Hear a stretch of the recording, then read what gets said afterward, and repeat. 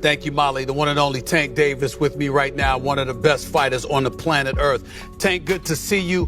Why this fight? What has he done to deserve to be in the ring against you? He's a world champion himself. He's coming up and wait to dare to be great. So we fought before, you know, so it's history. It's history in that. There's two guys that's trying to be great. A lot of people said they talked about y'all background with one another, how familiar you guys are with one another. Talk about that for a second. How well do you know him on a personal level in terms of your associations through the ranks, you know, in terms of your boxing career? I don't know that, like, personally, right. Like, you know, but through the boxing, you know, we came up together and things like that. We had similar, friends and things like that in the boxing world. We fought before, you know, so I'm familiar with his fighting style and things like that. Gervonta Davis sends a serious warning to Shakur Stevenson, and it is not loud or reckless. It is calm, sharp, and almost surgical, which honestly makes it hit even harder. You and Tank ever linked up in the ring? Yeah, we sparred before. Can we ever expect a fight? Yeah, for sure. I think that's going to be one of the biggest fights in the world. No cap. I feel like how they talking about Earl and Bud Crawford, I feel like me and Tank going to be basically 2.0 of that. Yeah. Probably even bigger than that. So that Earl and Bud, who you got? I think it's a great fight. I ain't going to pick no winner. They asked him, have you and Tank ever been in the ring together? He said, yeah, we sparred before. Then they asked if a real fight could happen. He answered, yeah, for sure. I think that is going to be one of the biggest fights in the world, no doubt. He added that people talk about Errol Spence and Terence Crawford, and he feels that him and Tank could be like a new version of that, maybe even bigger. When asked who would win between Spence and Crawford, he said it is a great fight and he is not picking a winner, but he will always support Crawford. 135 contemporaries have a lot to say these days. Shakur Stevenson, well, of course he's now 135 after all that stuff, and then Devin Haney. Right, so why people even talk like he the best at, he didn't even fight at 135 yet. Right. He didn't even have power at 126, 30 or none of that. He is good. Okay. How can you, all that's just okay. How can you stop people that can actually hit? No matter all that boxing, you going to get hit. What you going to do? Then he quietly draws a line. He talks about how fighters start bringing up sparring stories to build a narrative before a fight. You can feel the warning hidden in his words. When Tank says that kind of talk only motivates him, it is not just a reflection. It is a direct message to Shakur without even saying his name again and again. More fights and I'm naming names. One of the guys, obviously, you and Shakur got into it on Twitter. You was like, you wanted them 6 or 7. Yeah, he's definitely one of them. For sure? Yeah, he's definitely one of them. Do you think that's going to be your hardest fight? Hell no. Nah? Wow. Because he a good boxer. Like, that's when I look at y'all two as the best in the division. How? Show me something that he did spectacular. Show me something that he did outrageous. Show me. Right. His power not outrageous. Okay. What defense? You think he got defense?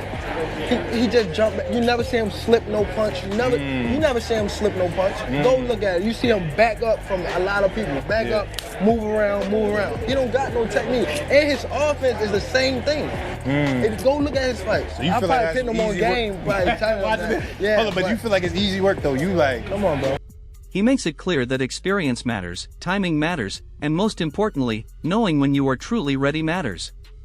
Tank is basically saying you can have all the skills, hype, and technical ability in the world, but once you step into the ring with him, it becomes a completely different reality. That is the part that stands out the most. He's saying that, Tank is afraid of Shakur. Afraid of what? Afraid of what? Us fighters, if we're afraid of somebody, it gotta be somebody hitting us and hurting us. Like, he don't have no offense. Everything is defense. Defense only winning basketball and football. Don't win in. People say Tank is the face of boxing because of his knockouts, and because of that, fans sometimes think anything less is boring.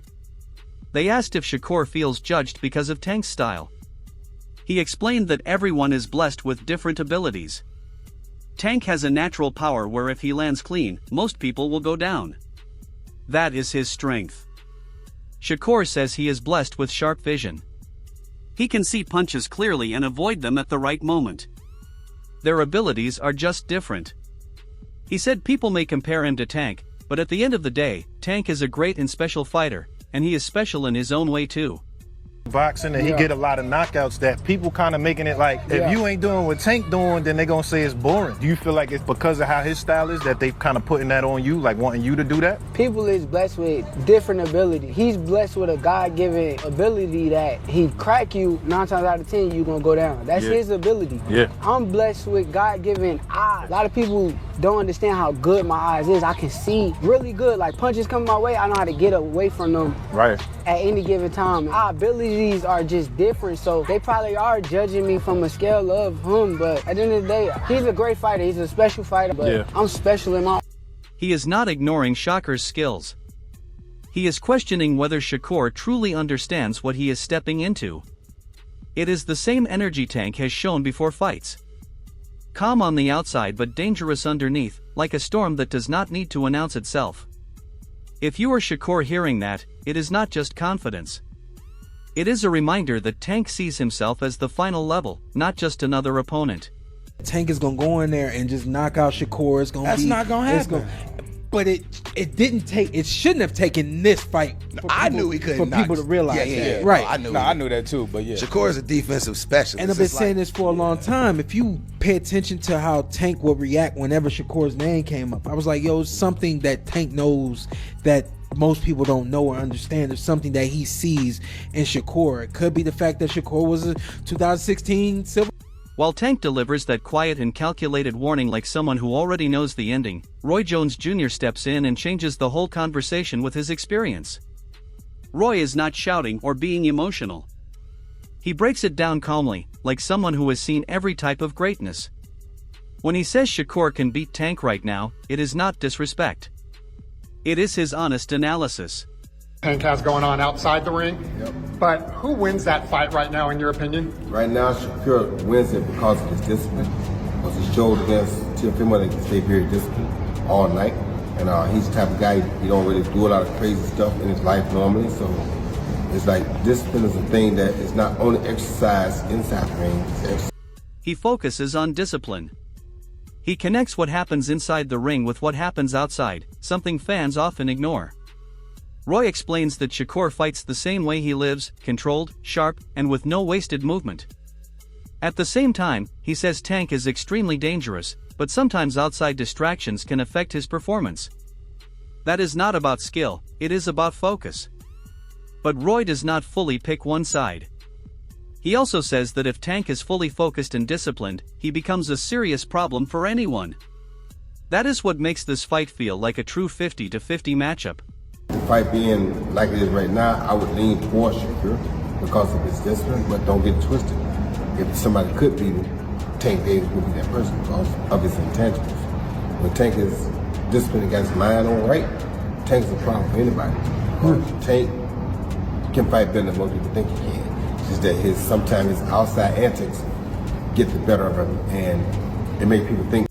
One fighter brings precision, while the other brings fight-ending power. Roy is saying the winner will not just depend on skill, but on mindset that night. He mentions how Shakur could outclass elite fighters like Teofimo Lopez, showing that he is not just winning, but teaching them in the ring.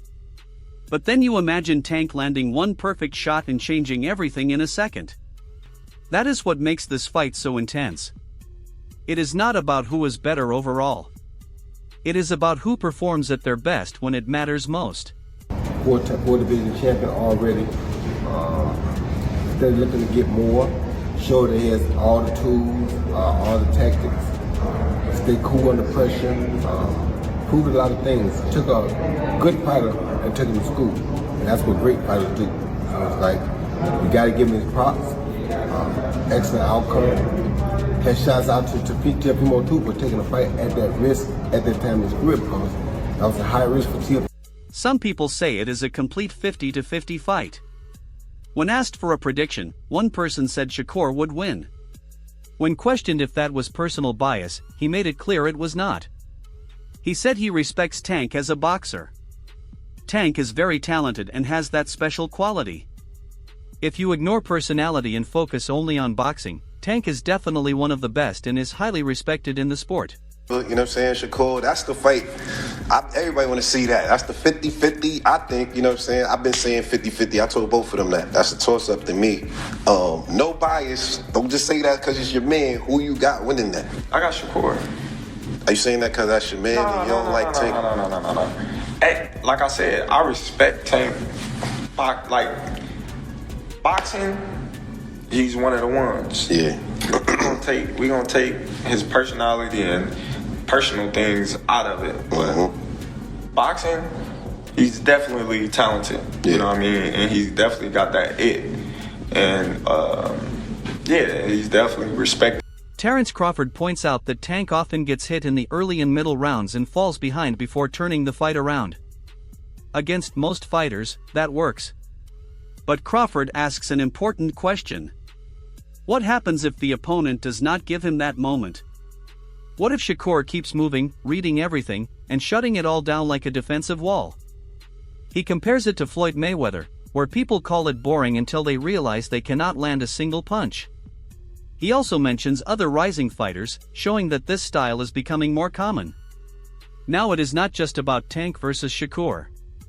It is about a new wave of fighters who fight differently. It makes you wonder, what if Tank never gets the moment he usually relies on? But Shakur is a different fighter. You know, Shakur is different. You know, people may call him boring. People may say he can't punch. But they say the same thing about Floyd. Because they defensive fighters. Yeah. Tank is not going to be able to hit Shakur like he hit everybody else. And he know that. I will pick Shakur because I don't believe Tank will be able to land those big shots on Shakur like he does everybody else. Right. Shakur defense is just... As Crawford calmly explains this, the Porterway crew jumps in and turns it into a full debate. Everyone has a different opinion, but all of them make sense. One person confidently says Shakur wins. Another argues that we have not even seen the best version of Tank yet. That idea sounds crazy at first, but it becomes scary when you think about it. They break it down like a chess match. One side believes Shakur's defense and activity win over 12 rounds. The other side says Tank only needs one moment. And then the same question comes back again. What happens when perfect precision meets patience, while power waits quietly in the background? Tank Davis, all he takes is one shot. He's a very patient fighter. He doesn't throw a lot of shots, but every shot he throws, he makes them count. I said that's the best chess match in boxing. Definitely. I was getting ready to say, I'm going with Tank in 12. He stops him in 12? No. Just decision. 12 round decision. He stops, I got him stopping Shakur 11. Then Sean Porter adds his experience and shifts the focus to unknown situations. Now it is not just about skill, it is about what has not happened yet. He asks what happens if Shakur gets hit clean for the first time by someone with Tank's timing and power. Not a light touch, but a real, solid shot. They mention Mario Barrios as proof that Tank has been tested and has adapted during fights. But Shakur has been so clean and controlled that no one has truly pushed him yet. Predictions start going in every direction. Some say knockout, some say decision, some even say a draw. No one agrees, and that makes the fight feel even bigger. This is not just about styles. It is about two different philosophies. One forces the action, while the other controls it. It feels like a mental battle as much as a physical one. When I look at the way both fighters box, I think it's a match made in heaven. It's the match made in heaven. Now I close my eyes and I'm thinking, I'm watching Shakur fight, man. Those more punches than Tank. Yeah. That could be a problem for him. It could be a problem for him. And the thing about it is, his defense is good. And if it goes the distance. When you step back and look at everything, this is no longer a simple debate about who wins. It becomes something much deeper.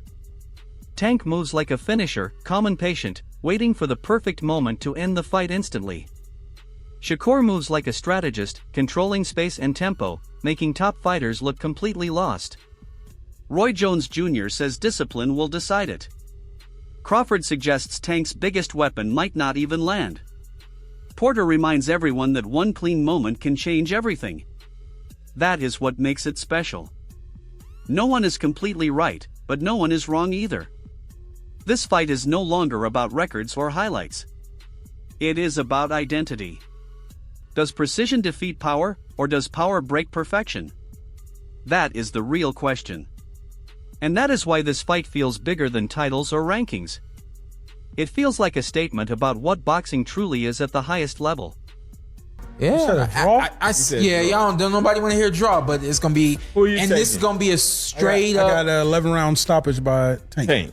If he don't stop him, who you gonna give it? I got Tank 8-4. He says draw. I say Shakur throws more Our guest punches. is on the line. If we go 12 rounds, I think Shakur got it. One moment, sir. Okay. Yeah. I think Shakur got it. If it goes 12. Yeah. Because he throws more punches.